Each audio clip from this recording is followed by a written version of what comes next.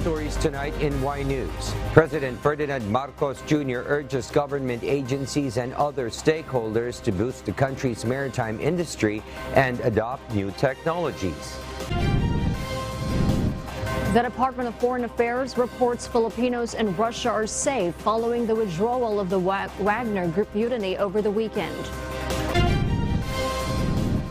Several members of the Senate Majority Bloc dismiss rumors of Senate leadership change as the new session opens next month.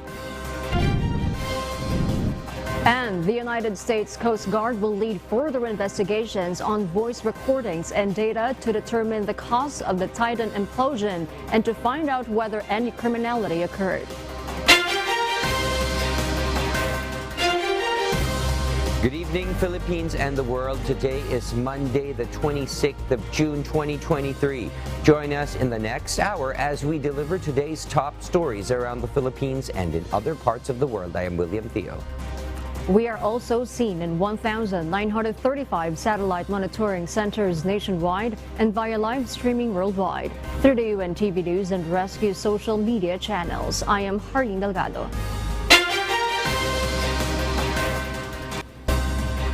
First in the news, President Ferdinand Marcos Jr. called on the government agencies and other stakeholders to work together to boost the country's maritime industry and adopt new technologies and secure emerging opportunities for Filipino seafarers. Nel Maribuhok reports. President Ferdinand Marcos Jr. stressed the need for the Philippine maritime sector to catch up with the huge transformation happening in the transportation industry by integrating new technologies in modern ships and upskilling Filipino seafarers. In his speech at the Shaping the Future of Shipping Seafarer 2050 conference, President Marcos vowed to continue to support and protect the welfare of seafarers. I thus ensure everyone that this government will continue strengthening maritime-related policies and protecting our seafarers and their loved ones. With this, the President reiterated his order to government agencies for the upskilling and reskilling of Pinoy seafarers. As President, I reiterate my directive to the Maritime Industry Authority and the Commission on Higher Education to work closely with the shipping industry on the upskilling and reskilling of Filipino seafarers to prepare them for the shift of ocean-going vessels from using conventional fuel sources to green ammonia between 2030 to 2040. PBBM also cited the need to invest in a highly qualified and well-trained workforce that will build, maintain, and man the shipping vessels. Nel Maribuhok, UNTV News and Rescue. We serve the people, we give glory to God. The Department of Justice, or DOJ, assures that Secretary Crispin Boying Remulla is in good condition or health after he filed a leave. Dante Almento tells us why. Department of Justice or DOJ Secretary Crispin Boying Remulla has filed for a wellness leave of 10 days, citing personal reasons. However, DOJ Undersecretary Jesse Andres stated that Remulla is in good condition.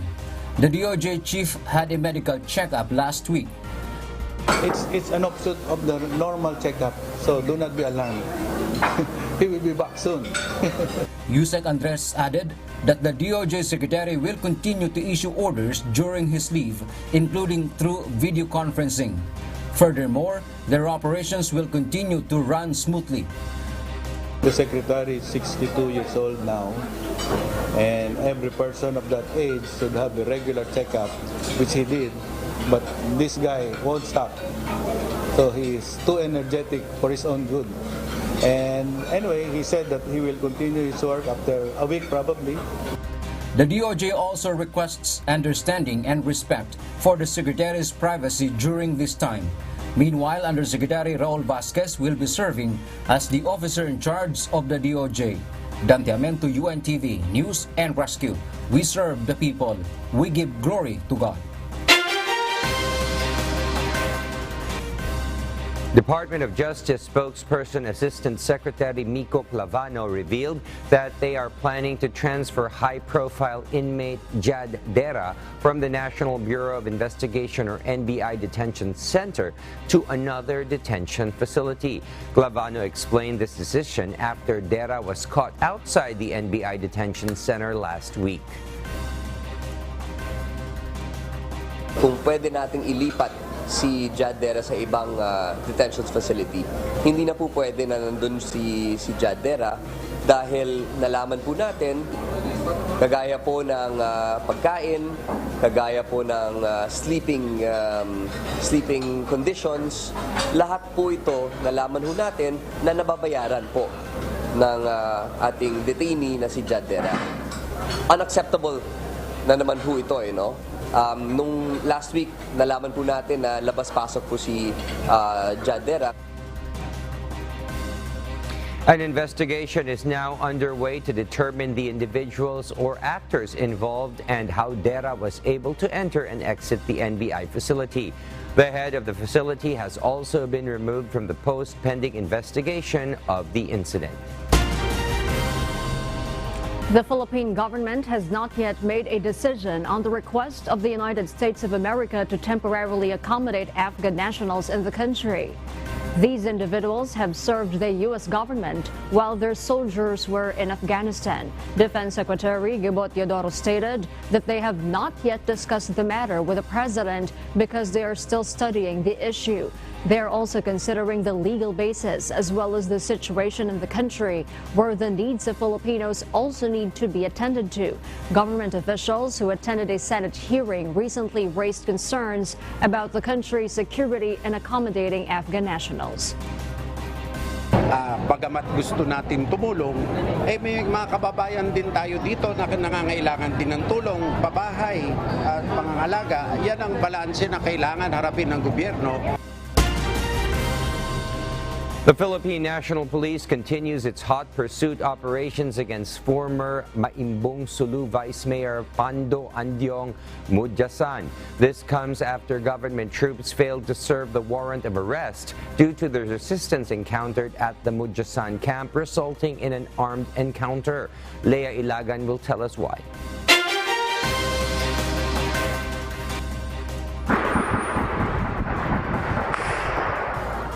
The Philippine National Police considered former Maimbong Sulu Vice Mayor Pando Andiong Mudyasan as fully armed and dangerous.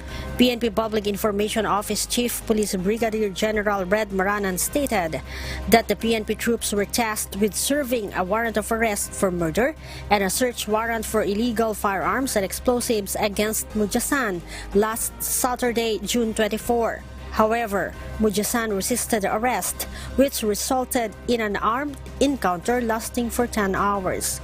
One policeman was killed and 14 others, including a military personnel, were wounded. Talagang very dangerous and fully armed itong mga grupong ito kasi makikita mo naman talaga very intense yung firefight sa dami ng mga miyembro ng sagwa ng operation. Talagang bumangga pa sila, lumaban pa. So tama lang na lumikas at ilikas yung ating mga kababayan na sa ganun mailagay sila sa isang ligtas na lugar. General Maranan said that residents who evacuated the area are not yet safe to return. Ang ating Police Regional Office Bar ay kasalukuyang nasa full alert status pa rin ayon sa report ng ating Regional Director, at yung mga inilikas na mga sibilyan doon sa lugar kung saan naganap yung engkwentro ay hindi pa na natin pinababalik sapagkat naroon pa rin yung ating mga hinahanap at posible magkaroon pa ng mga engkwentro ulit. Sulu Governor Abdul Socortan said that members of the Abu Sayyaf group helped Mudyasan evade arrest. Sir, ano po daw yung mga grupo na kasama kaya ni Vice Mayor? Mga tulisan, mga dating mga Abu Sayyaf, mga terorista. Earlier, Criminal Investigation and Detection Group Director, Police Major General Romeo Karamat said that Mudyasan is a Moro National Liberation Front commander under Nur Miswari and a cuddler of Abu Sayyaf group sub-leaders. He has a standing warrant of arrest for double murder, multiple murder, and 2 counts of frustrated murder. Leia Ilagan, UNTV, News and Rescue. We serve the people, we give glory to God. The Department of Foreign Affairs reports that Filipinos in Russia are safe following the withdrawal of the Wagner Group mutiny over the weekend. Janice Henta tells us why. Russia's paramilitary Wagner Group withdrew mutiny and headed back to their base on Sunday. This after Russia's President Vladimir Putin agreed to allow Wagner mercenaries Chief Yevgeny Prigozhin to avoid treason charges and accept exile in neighboring Belarus. Department of Foreign Affairs Undersecretary Eduardo de Vega said Filipinos in Russia are safe and in good condition following armed rebellion staged by Wagner Group over the weekend. Ang magandang balita dito, tapos kayong dulo, yung mga kababayan natin safe sila.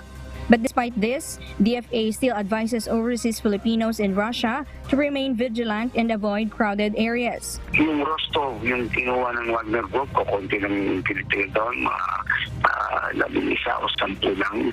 Kaya lahat na kitag-ugnayan yun sa bahaga na safe sila.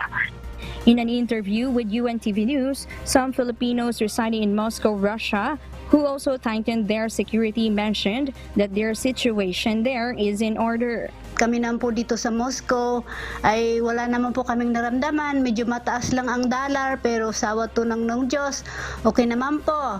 At sa mga pamilya kong nandyan sa Pilipinas, huwag po kayo mag-alala dahil maayos po kami dito. So far po sa naobserbahan ko, okay naman po, hindi namin masyadong ramdam yung mga nangyayari po sa balitang alitan ng Wagner Group at saka ng mga military ng Russian. Despite the easing of tensions in the area, DFA said that the government will continue to monitor the situation and the condition of overseas Filipinos there.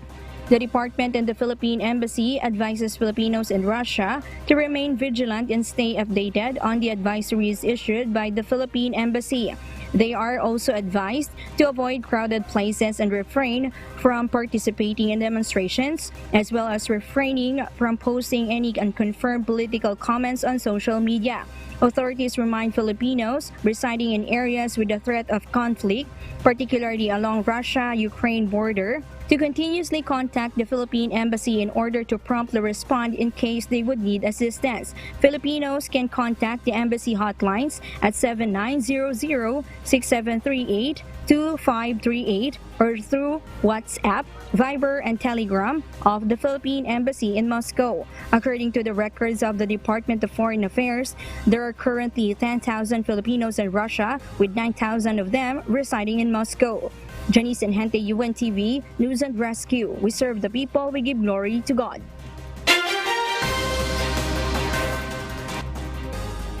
Moscow, Russia declared a state of emergency for the first time since the Ukraine invasion, which may have just revealed President Vladimir Putin's weakness. Mavian Dog will tell us why live. Good evening, Maeve. Good evening, Elsie. The Russian capital was threatened on Saturday, June 24, not by Ukraine's troops, but by an internal force, as Russian mercenaries in the Wagner Group attempted what they called a march of justice to Moscow, dealing a blow to Putin's reputation. The Wagner Group's mutiny, led by its founder Yevgeny Prigozhin, could potentially benefit Ukraine, as the focus shifts away from the front lines to internal matters. According to United States Secretary of State Antony Blinken, the tensions leading up to the rebellion had been going for months, with internal matters likely to affect Russia's military capabilities in Ukraine. I think we've seen more cracks emerge in the Russian facade. It is too soon to tell exactly where they go and when they get there, but certainly, we have all sorts of new questions that Putin is going to have to address in the weeks and months ahead. Retired U.S. Air Force General and former head of U.S. European Command Philip Breedlove said that the turmoil has unraveled the state of Russia's military and has diminished its appearance in terms of security.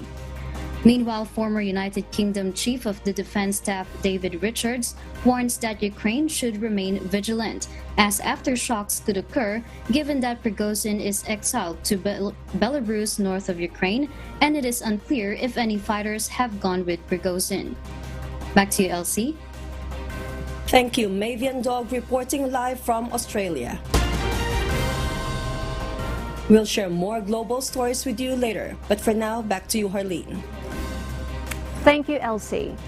For those watching our live streaming on YouTube, please click the subscribe button you see on your screen and ring the bell for notification. You may also follow us on Facebook. A Senate panel is willing to reopen its hearings on the proposed reform of the pension system of the military and uniformed personnel, or MUP. Senator Jinggoy Estrada says this is amid concerns from various stakeholders. These include the initial 5% monthly contribution rate from the MUP, which some say is too burdensome for low-ranking soldiers, especially the enlisted personnel.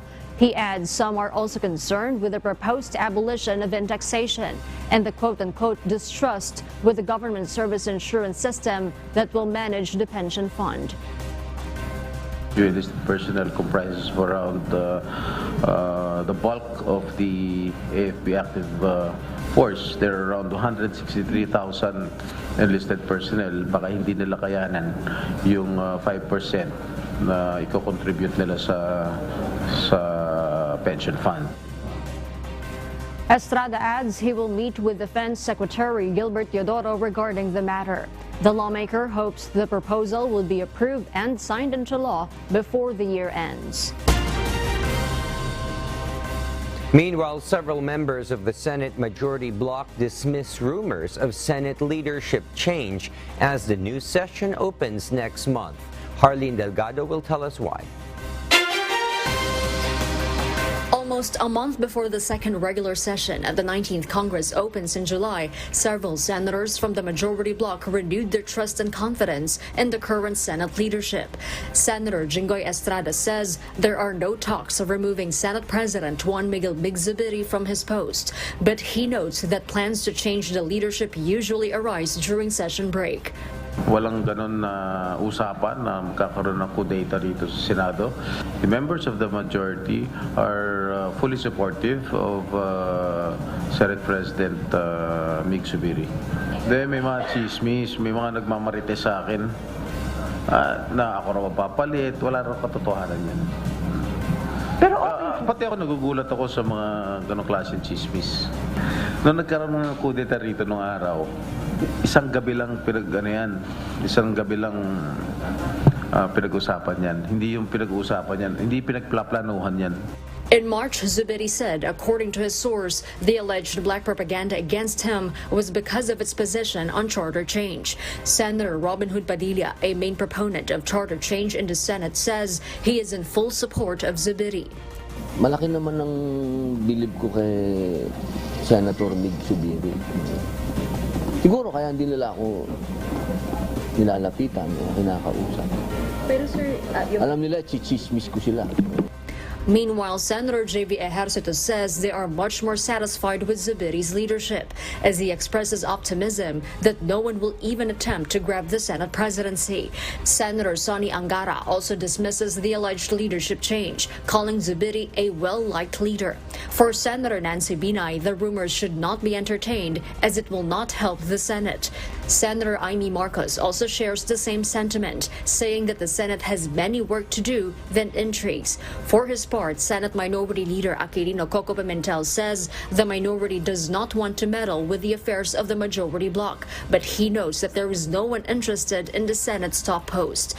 Amid the rumors, Zubiri says he serves at the pleasure of his colleagues. Harleen Delgado, UNTV News and Rescue. We serve the people. We give glory to God. Department of Information and Communications Technology revealed that they are working to make eGov.ph app available for overseas Filipinos and foreign nationals. JP Nunez details why. Since the launch of the Government Services One-Stop Shop app, eGov.ph, 3 weeks ago, it has only catered to local clients. However, according to the Department of Information and Communications Technology or DICT, they are working to allow the app to serve Filipinos overseas. In addition, the app will provide services related to the tourism industry for foreign nationals visiting the country. Ginagawa na ho namin po ngayon yung upgrade ng next version ng Super App para po ay ma-access po ng ating kababayan sa ibang mga bansa. Kasama po dito po ang mga foreigner na rin. According to the DICT, 200 local government units have now been integrated into the eGov.ph app, allowing their constituents to avail local services. Tuloy-tuloy po kaming nag-i-implement at nag-i-integrate ngayon sa mga iba pang LGU po na interesado pong mag-link po dito sa ating eGov.ph app. According to Undersecretary David Almirol Jr., the eGov.ph app is now fully operational.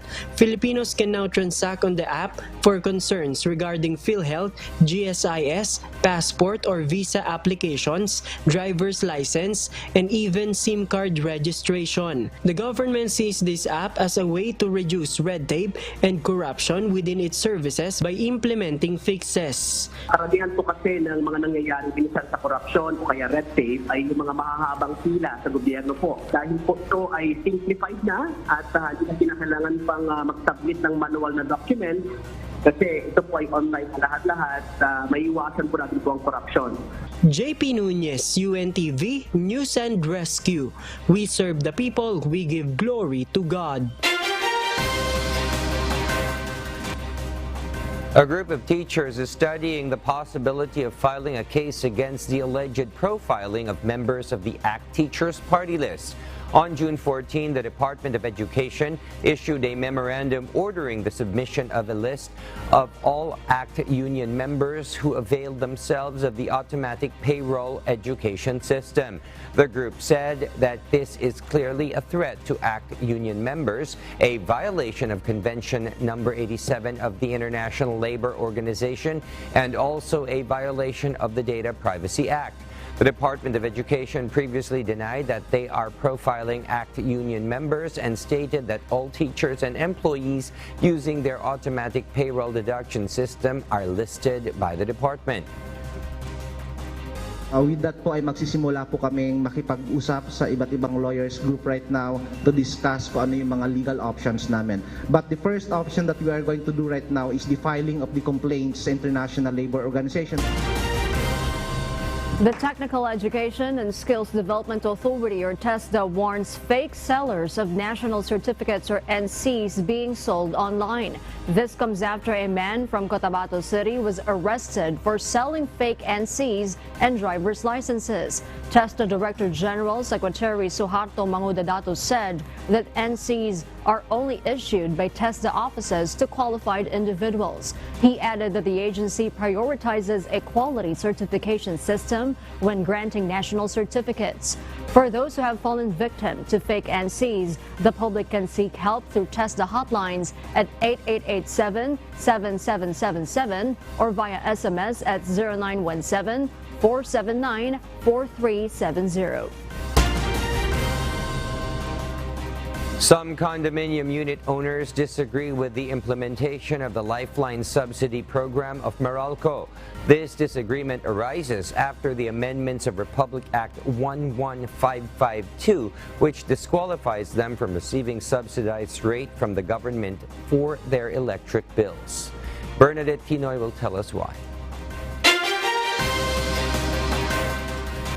Licensed broker PJ Javier has been living in a condominium with his wife for a period of 5 years. He mentions that despite living in a condo unit, they still have monthly payments they need to settle. Kailangan namin mag-work para masapatan namin na mabayaran yung mga monthly payables namin. Kasama na nga doon pati yung utilities, yung electric consumption billing. PG further adds that the amendments on the lifeline rates by Manila Electric Company or Meralco will negatively impact them as they have been disqualified from receiving the subsidized rate. Dapat sana hindi inalis para mabigyan ng pagkakataon pati yung mga naghahanap buhay kagaya din namin para makasurvive kami dito sa mga monthly payables namin. Based on the Republic Act number 11552, only members of Pantawid Pamilyang Pilipino Program or FOPIS and Meralco customers in the poverty thresholds are qualified for the lifeline discount rate of 20% per 71 to 100 kilowatt-hour.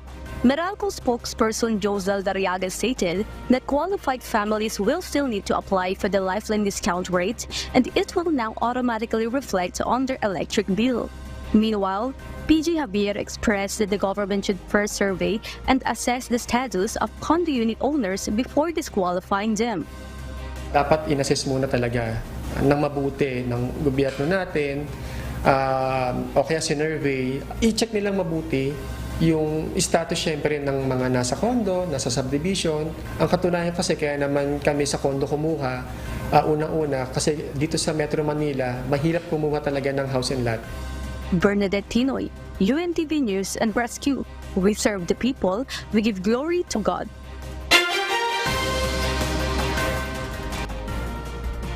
One week after Titan's catastrophic underwater voyage to the Titanic wreckage, the United States Coast Guard will be tasked further investigations on voice recordings and data. Maven Carizo tells us why. 1 week after Titan's catastrophic underwater voyage to the Titanic wreckage, United States Coast Guard will be tasked further investigations on voice recordings and data to determine what caused the tragedy and to find out whether any criminality occurred. As officials started collecting debris, investigators will concentrate on interviews from crew and family members, voice recordings from the mothership that carried the vessel and its 5 occupants, and other vessel systems that contain useful information, added Chair of Transportation Safety Board of Canada, Kathy Fox. The Marine Board of Investigation announces this as its highest level of investigation to probe the implosion. They also emphasize that the agency's mission is not to blame anyone, but rather find out the causes and what needs to change to reduce the chance of risks in the future. Afterwards, the board will hold a public hearing to gather additional testimony from witnesses and will then issue a report with evidence, conclusions, and recommendations to the proper authorities to pursue whether there are civil or criminal sanctions necessary. U.S. Coast Guard Chief Investigator Captain Jason Nabuwer said Sunday. Meanwhile, latest announcement says Odysseus 6K, a remotely operated vehicle, is on its 4th dive in the seafloor and the mission to recover debris is ongoing in the Atlantic Ocean. The vessel has suffered a catastrophic implosion that killed all 5 people aboard, namely Stockton Rush, CEO of the vessel's operator OceanGate Expeditions, British businessman Hamish Harding, French diver Paul Henry Nargiolet, and Pakistani-born businessman Shahzada Dawood and his son Suleiman. Maven Carizo, UNTV News and Rescue. We serve the people. We give glory to God. Indian Prime Minister Narendra Modi met Egyptian President Abdel Fattah al-Sisi and ministers during a state visit to Cairo on Sunday, June 25. The two parties have discussed ties in areas including trade and investment, renewable energy, information technology, pharmaceuticals, and defense. They also discussed further cooperation in the Group of 20 or G20, which is the premier forum for international economic cooperation, where they highlighted the issues of food and energy insecurity, climate change, and the need for Global South to have a united voice. India is seen as keen to boost ties with Egypt, partly to secure trade through the Suez Canal. In the last fiscal year, India has exported $4.11 billion of goods and imported $1.95 billion worth of goods. Modi, a Hindu nationalist, has rarely made public visits to mosques as prime minister, but during his 2-day visit to Cairo, he visited the 11th century Al-Hakim Mosque, which was renovated by Bohra Muslims. And those are the reasons behind the news in other parts of the globe. I am Elsie Marcos, live from Auckland, New Zealand. Good evening.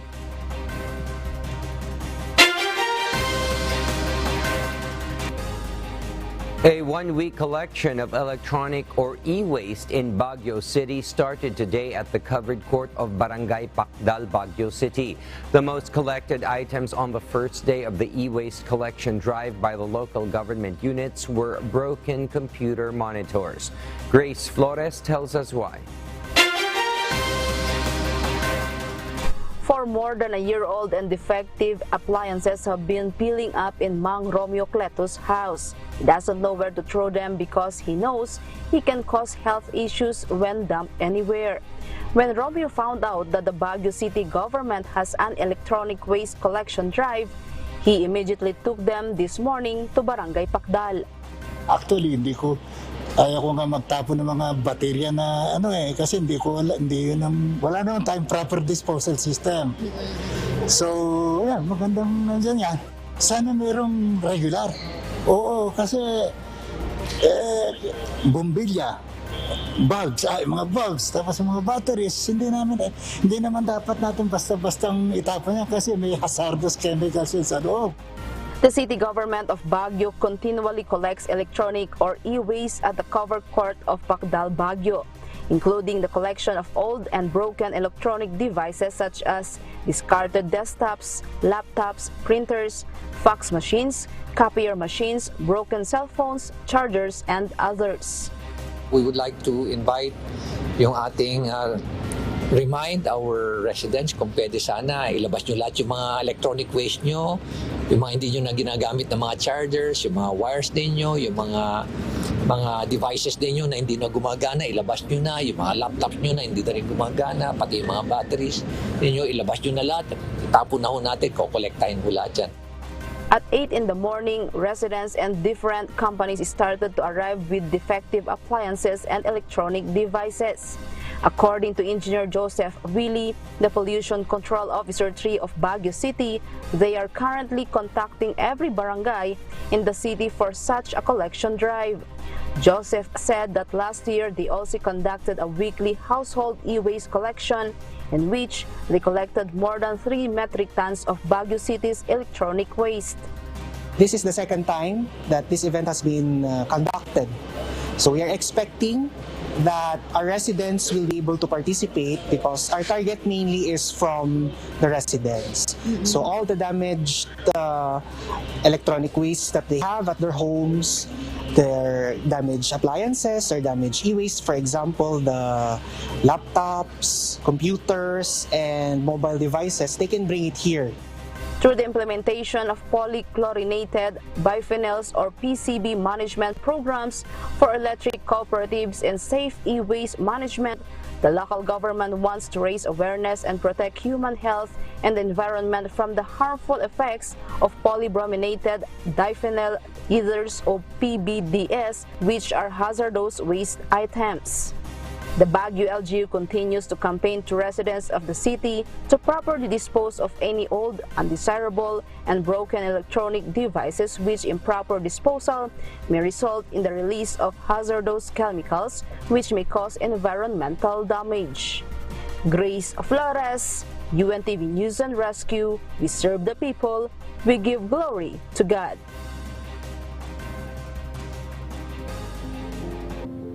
Our kasangbahay, as the world faces these trying times amid the various challenges and uncertainties, we are inviting everyone to join the global prayer for humanity from Monday to Friday, 9:30 p.m. Philippine time through the social media accounts of Members Church of God International.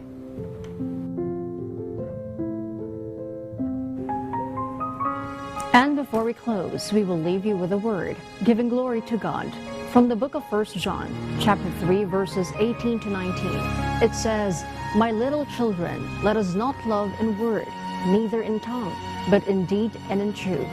And hereby we know that we are of the truth, and shall assure our hearts before Him."